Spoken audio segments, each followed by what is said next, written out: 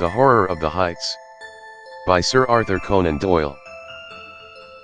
The idea that the extraordinary narrative which has been called the Joyce Armstrong fragment is an elaborate practical joke evolved by some unknown person, cursed by a perverted and sinister sense of humor, has now been abandoned by all who have examined the matter. The most macabre and imaginative of plotters would hesitate before linking his morbid fancies with the unquestioned and tragic facts which reinforce the statement. Though the assertions contained in it are amazing and even monstrous, it is nonetheless forcing itself upon the general intelligence that they are true, and that we must readjust our ideas to the new situation. This world of ours appears to be separated by a slight and precarious margin of safety from a most singular and unexpected danger.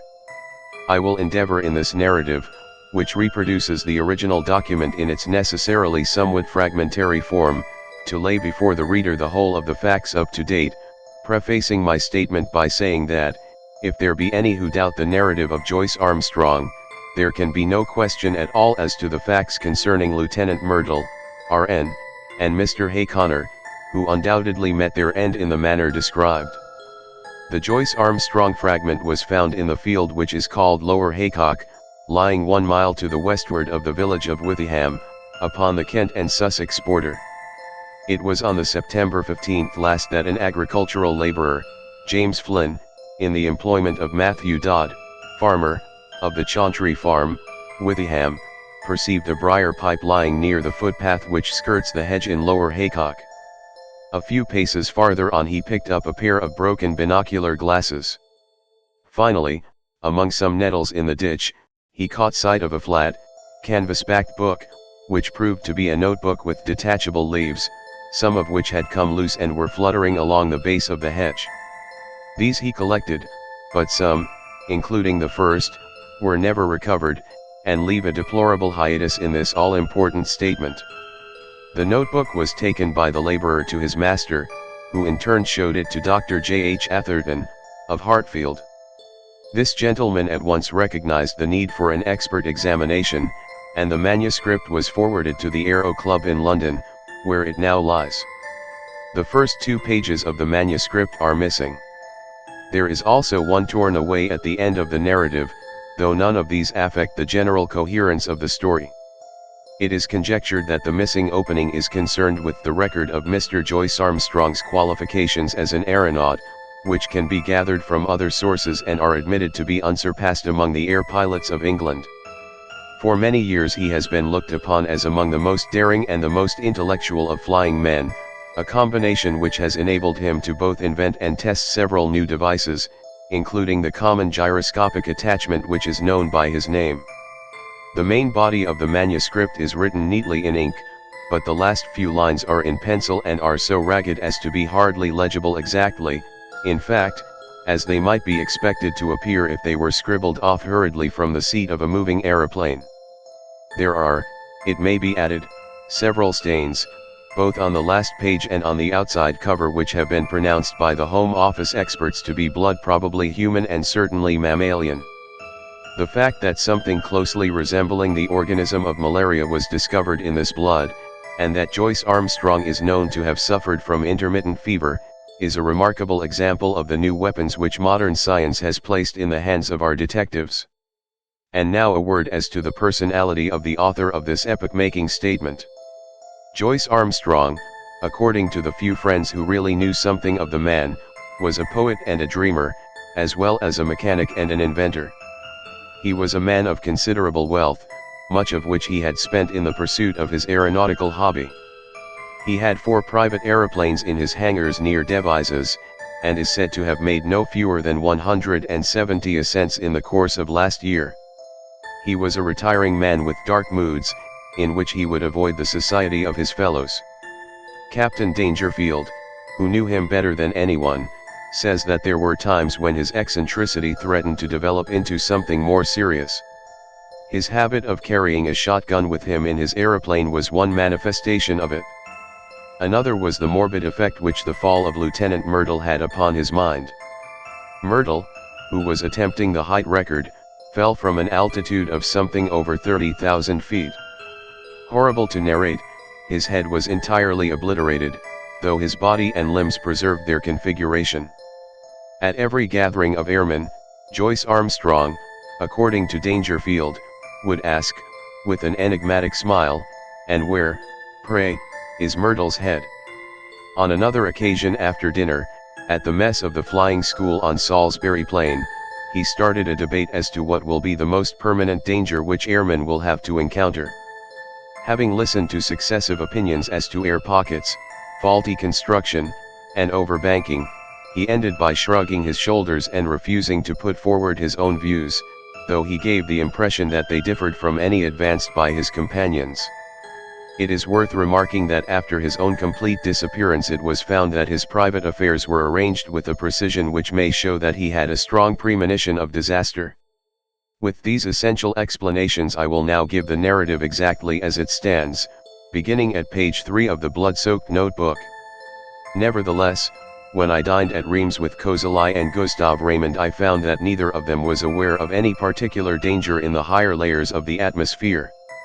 I did not actually say what was in my thoughts, but I got so near to it that if they had any corresponding idea they could not have failed to express it. But then they are two empty, vainglorious fellows with no thought beyond seeing their silly names in the newspaper. It is interesting to note that neither of them had ever been much beyond the 20,000-foot level. Of course, men have been higher than this both in balloons and in the ascent of mountains. It must be well above that point that the aeroplane enters the danger zone, always presuming that my premonitions are correct. Aeroplaning has been with us now for more than 20 years, and one might well ask, why should this peril be only revealing itself in our day? The answer is obvious.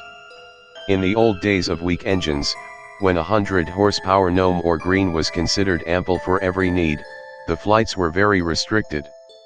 Now that 300 horsepower is the rule rather than the exception, visits to the upper layers have become easier and more common. Some of us can remember how, in our youth, Garros made a worldwide reputation by attaining 19,000 feet, and it was considered a remarkable achievement to fly over the Alps. Our standard now has been immeasurably raised, and there are 20 high flights for one in former years. Many of them have been undertaken with impunity. The 30,000-foot level has been reached time after time with no discomfort beyond cold and asthma. What does this prove? A visitor might descend upon this planet 1,000 times and never see a tiger. Yet tigers exist, and if he chanced to come down into a jungle he might be devoured. There are jungles of the upper air, and there are worse things than tigers which inhabit them. I believe in time they will map these jungles accurately out. Even at the present moment I could name two of them. One of them lies over the Pau-Biarritz district of France. Another is just over my head as I write here in my house in Wiltshire. I rather think there is a third in the Hamburg-Wiesbaden district. It was the disappearance of the airmen that first set me thinking. Of course, everyone said that they had fallen into the sea, but that did not satisfy me at all. First, there was Verrier in France. His machine was found near Bayonne, but they never got his body. There was the case of Baxter also, who vanished, though his engine and some of the iron fixings were found in a wood in Leicestershire. In that case, Dr. Middleton, of Amesbury, who was watching the flight with a telescope, declares that just before the clouds obscured the view he saw the machine, which was at an enormous height, suddenly rise perpendicularly upwards in a succession of jerks in a manner that he would have thought to be impossible. That was the last seen of Baxter. There was a correspondence in the papers, but it never led to anything. There were several other similar cases, and then there was the death of Hayconner. What a cackle there was about an unsolved mystery of the air, and what columns in the halfpenny papers, and yet how little was ever done to get to the bottom of the business. He came down in a tremendous volplane from an unknown height. He never got off his machine and died in his pilot's seat. Died of what? Heart disease, said the doctors. Rubbish. Hayconner's heart was as sound as mine is. What did Venables say? Venables was the only man who was at his side when he died. He said that he was shivering and looked like a man who had been badly scared. Died of fright, said Venables, but could not imagine what he was frightened about. only said one word to Venables, which sounded like monstrous. They could make nothing of that at the inquest. But I could make something of it. Monsters.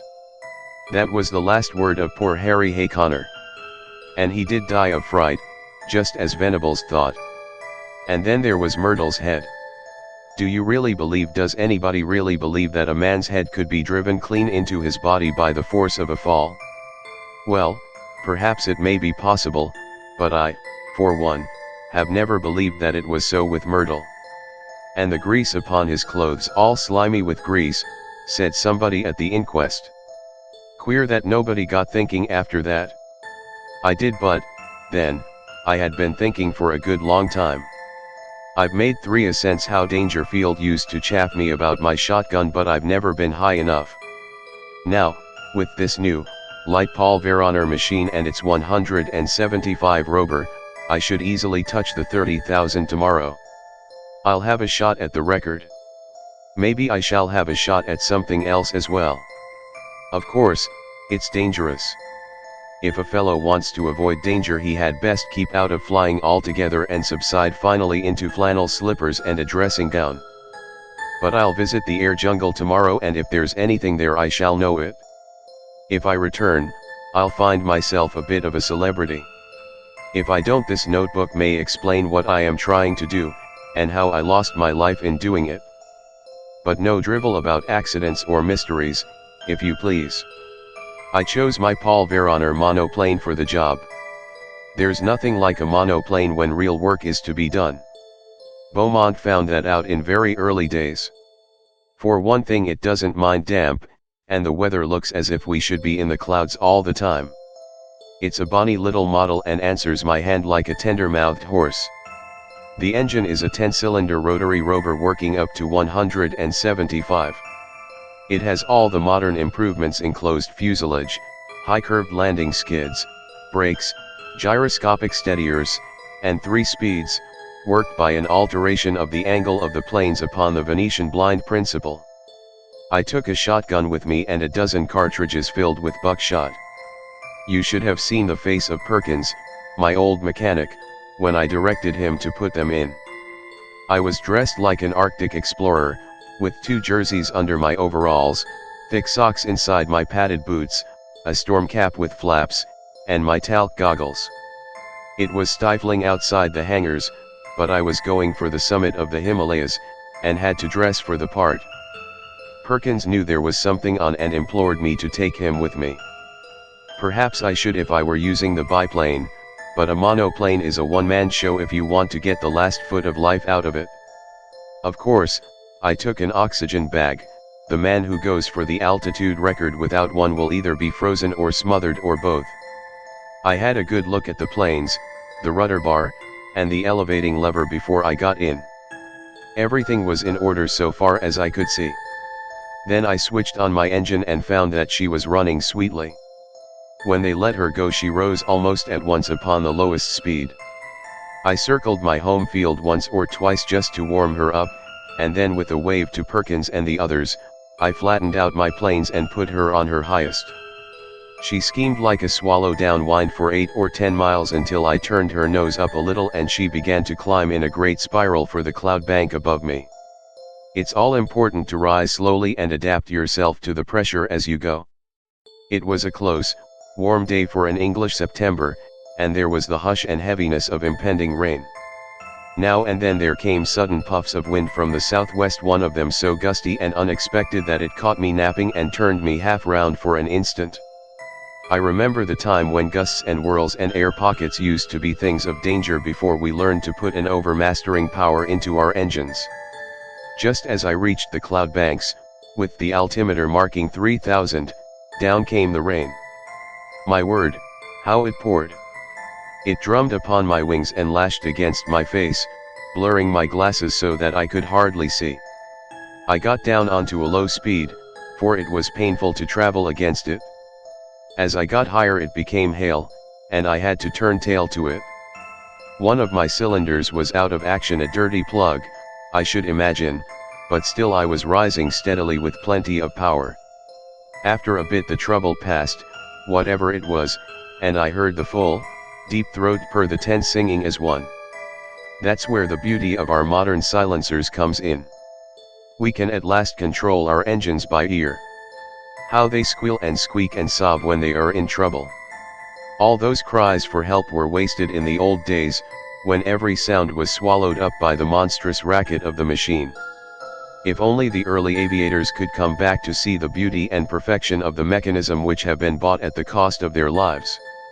About 9:30 I was nearing the clouds. Down below me, all blurred and shadowed with rain, lay the vast expanse of Salisbury Plain. Half a dozen flying machines were doing hack work at the 1,000-foot level, looking like little black swallows against the green background.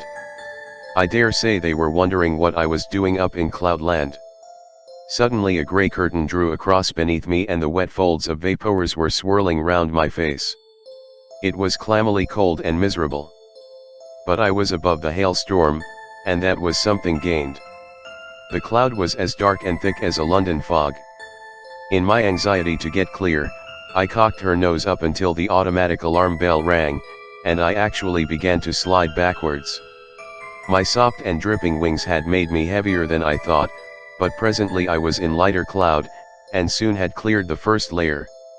There was a second opal-colored and fleecy at a great height above my head, a white, unbroken ceiling above, and a dark, unbroken floor below, with the monoplane lobering upwards upon a vast spiral between them. It is deadly lonely in these cloud spaces.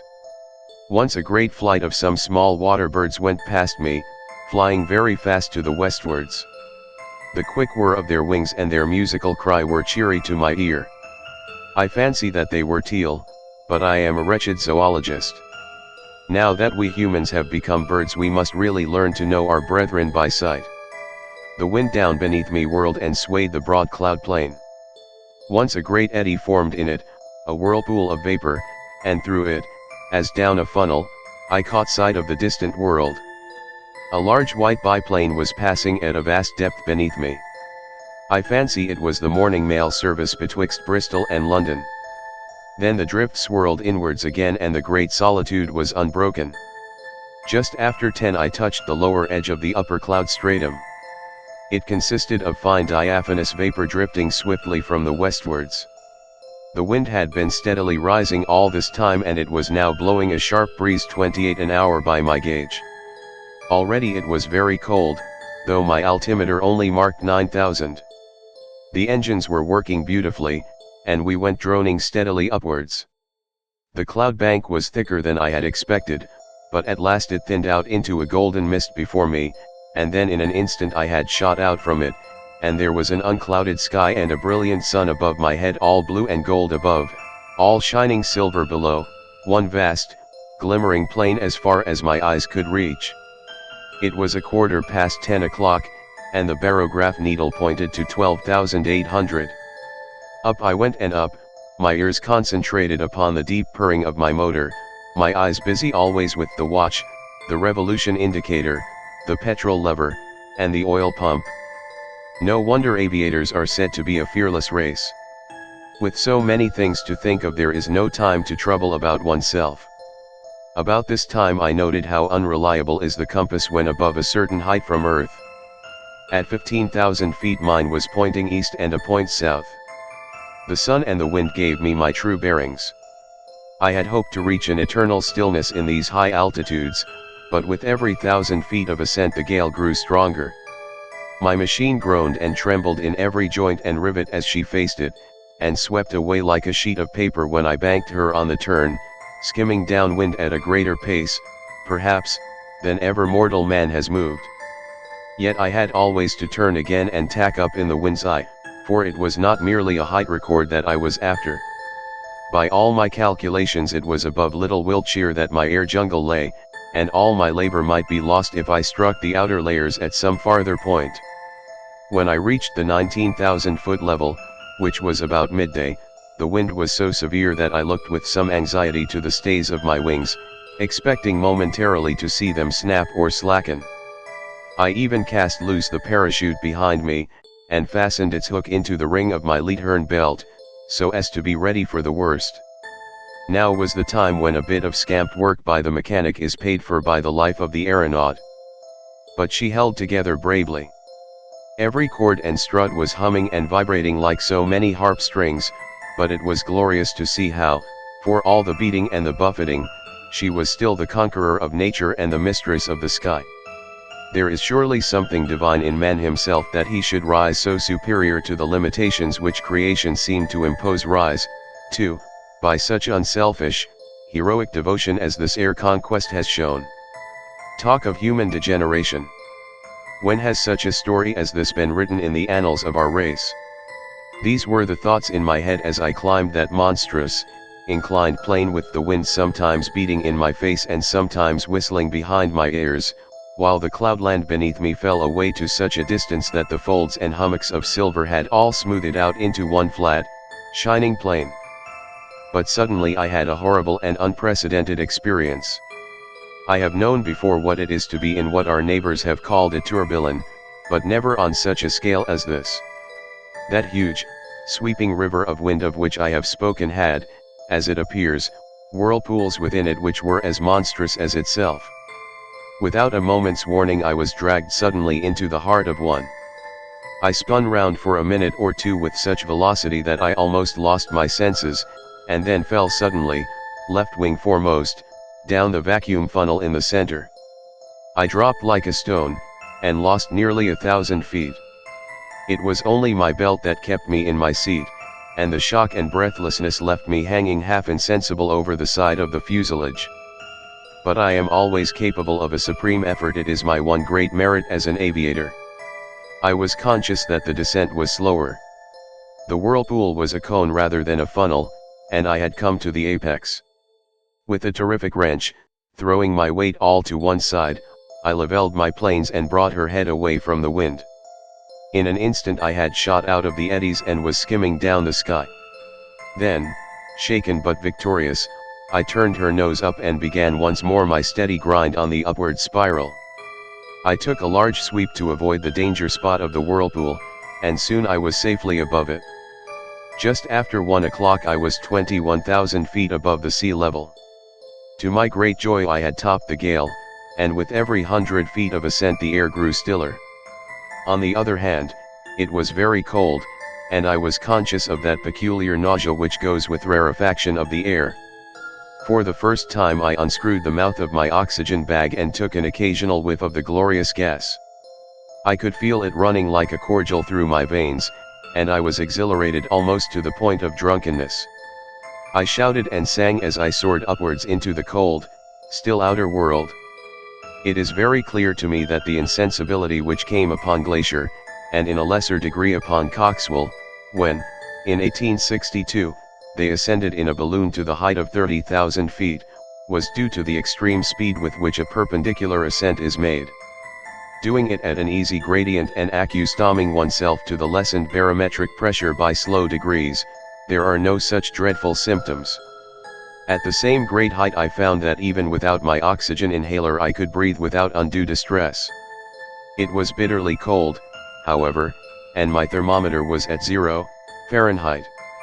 At 1:30 I was nearly 7 miles above the surface of the earth, and still ascending steadily. I found, however, that the rarefied air was giving markedly less support to my planes, and that my angle of ascent had to be considerably lowered in consequence. It was already clear that even with my light weight and strong engine power there was a point in front of me where I should be held. To make matters worse, one of my sparking plugs was in trouble again and there was intermittent misfiring in the engine. My heart was heavy with the fear of failure. It was about that time that I had a most extraordinary experience. Something whizzed past me in a trail of smoke and exploded with a loud, hissing sound, sending forth a cloud of steam. For the instant I could not imagine what had happened. Then I remembered that the earth is forever being bombarded by meteor stones, and would be hardly inhabitable were they not in nearly every case turned to vapor in the outer layers of the atmosphere. Here is a new danger for the high-altitude man, for 2 others passed me when I was nearing the 40,000-foot mark. I cannot doubt that at the edge of the Earth's envelope the risk would be a very real one. My barograph needle marked 41,300 when I became aware that I could go no farther.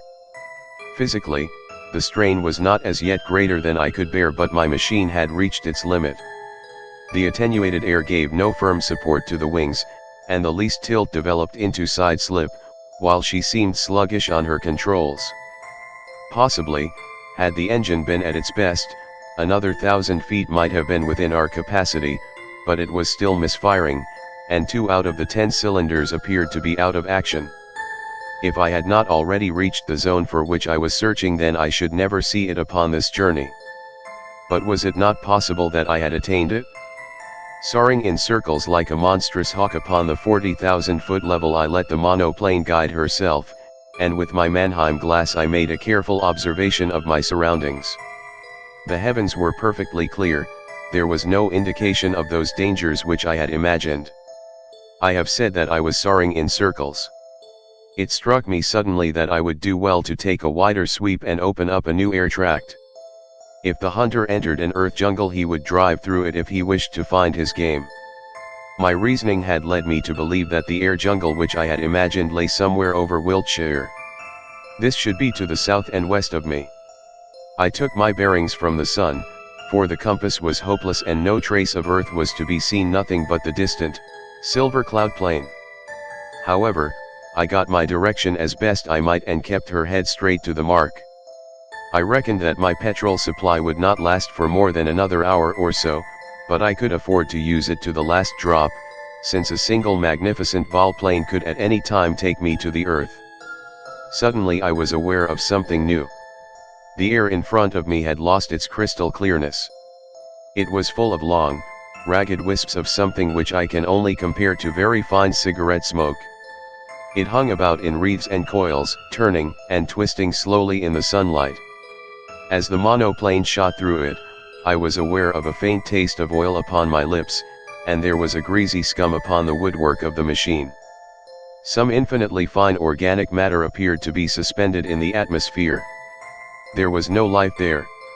It was inchoate and diffuse, extending for many square acres and then fringing off into the void. No, it was not life. But might it not be the remains of life? Above all, might it not be the food of life, of monstrous life, even as the humble grease of the ocean is the food for the mighty whale? The thought was in my mind when my eyes looked upwards and I saw the most wonderful vision that ever man has seen. Can I hope to convey it to you even as I saw it myself last Thursday? Conceive a jellyfish such as sails in our summer seas, bell-shaped and of enormous size, far larger, I should judge, than the dome of St. Paul's. It was of a light pink color veined with a delicate green, but the whole huge fabric so tenuous that it was but a fairy outline against the dark blue sky.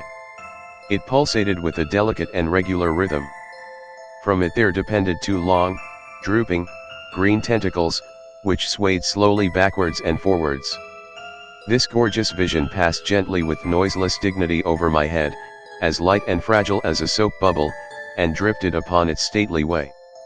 I had half turned my monoplane, that I might look after this beautiful creature, when, in a moment, I found myself amidst a perfect fleet of them, of all sizes, but none so large as the first. Some were quite small, but the majority about as big as an average balloon, and with much the same curvature at the top. There was in them a delicacy of texture and coloring which reminded me of the finest Venetian glass. Pale shades of pink and green were the prevailing tints, but all had a lovely iridescence where the sun shimmered through their dainty forms. Some hundreds of them drifted past me, a wonderful fairy squadron of strange unknown argosies of the sky, creatures whose forms and substance were so attuned to these pure heights that one could not conceive anything so delicate within actual sight or sound of earth. But soon my attention was drawn to a new phenomenon, the serpents of the outer air. These were long, thin, fantastic coils of vapor-like material, which turned and twisted with great speed, flying round and round at such a pace that the eyes could hardly follow them.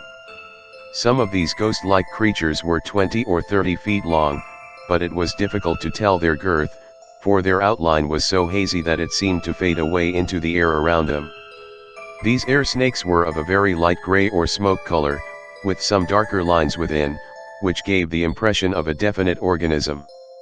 One of them whisked past my very face, and I was conscious of a cold, clammy contact, but their composition was so unsubstantial that I could not connect them with any thought of physical danger, any more than the beautiful bell-like creatures which had preceded them.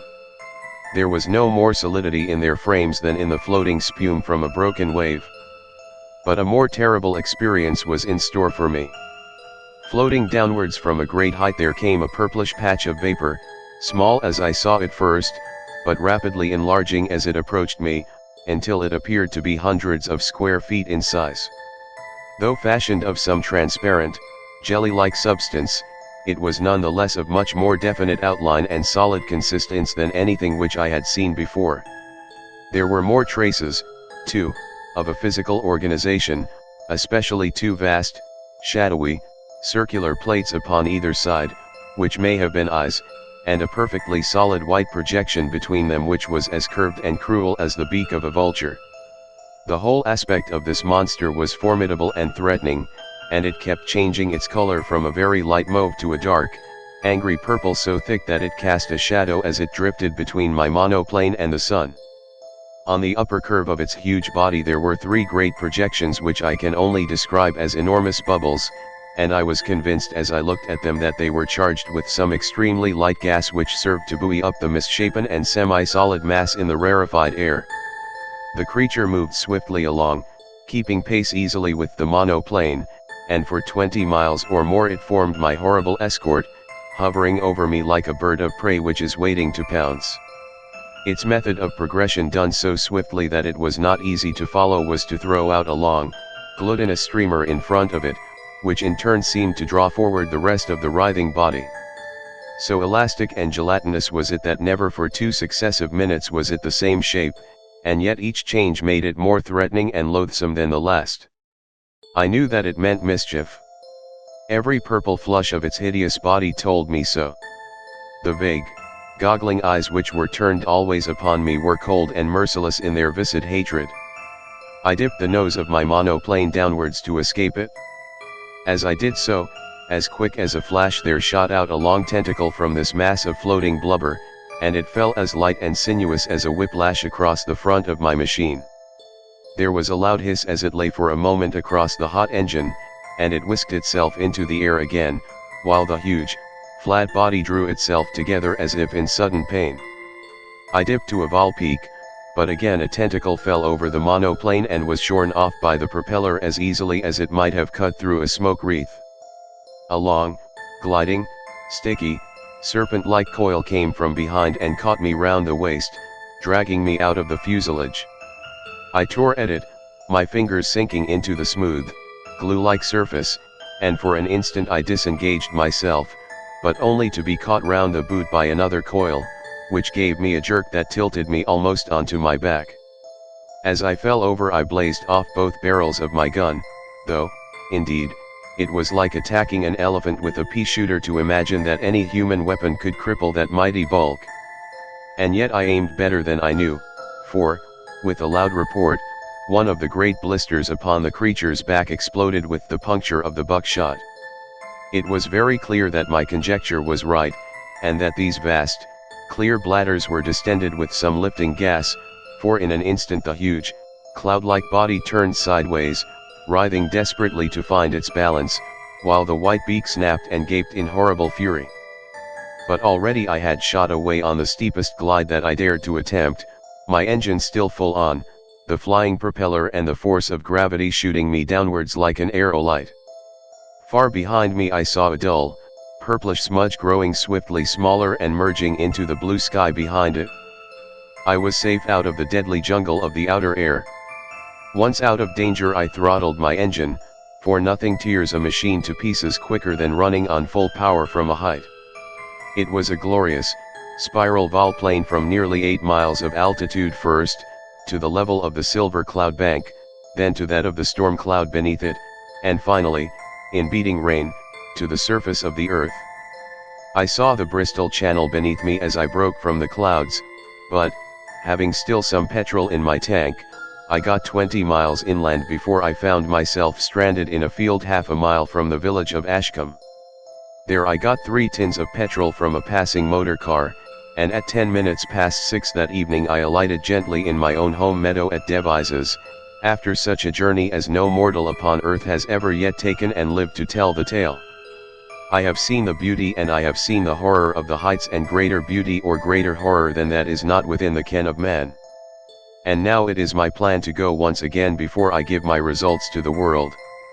My reason for this is that I must surely have something to show by way of proof before I lay such a tale before my fellow men. It is true that others will soon follow and will confirm what I have said, and yet I should wish to carry conviction from the first. Those lovely iridescent bubbles of the air should not be hard to capture. They drift slowly upon their way, and the swift monoplane could intercept their leisurely course. It is likely enough that they would dissolve in the heavier layers of the atmosphere, and that some small heap of amorphous jelly might be all that I should bring to earth with me. And yet something there would surely be by which I could substantiate my story. Yes, I will go, even if I run a risk by doing so. These purple horrors would not seem to be numerous. It is probable that I shall not see one. If I do, I shall dive at once. At the worst there is always the shotgun and my knowledge of. Here a page of the manuscript is unfortunately missing. On the next page is written, in large, straggling writing, 43,000 feet. I shall never see earth again. They are beneath me, 3 of them. God help me, it is a dreadful death to die. Such in its entirety is the Joyce Armstrong statement. Of the man nothing has since been seen. Pieces of his shattered monoplane have been picked up in the preserves of Mr. Bud Lushington upon the borders of Kent and Sussex, within a few miles of the spot where the notebook was discovered. If the unfortunate aviator's theory is correct that this air jungle, as he called it, existed only over the southwest of England, then it would seem that he had fled from it at the full speed of his monoplane, but had been overtaken and devoured by these horrible creatures at some spot in the outer atmosphere above the place where the grim relics were found. The picture of that monoplane skimming down the sky, with the nameless terrors flying as swiftly beneath it and cutting it off always from the earth while they gradually closed in upon their victim, is one upon which a man who valued his sanity would prefer not to dwell. There are many, as I am aware, who still jeer at the facts which I have here set down, but even they must admit that Joyce Armstrong has disappeared, and I would commend to them his own words. This notebook may explain what I am trying to do, and how I lost my life in doing it. But no drivel about accidents or mysteries, if you please.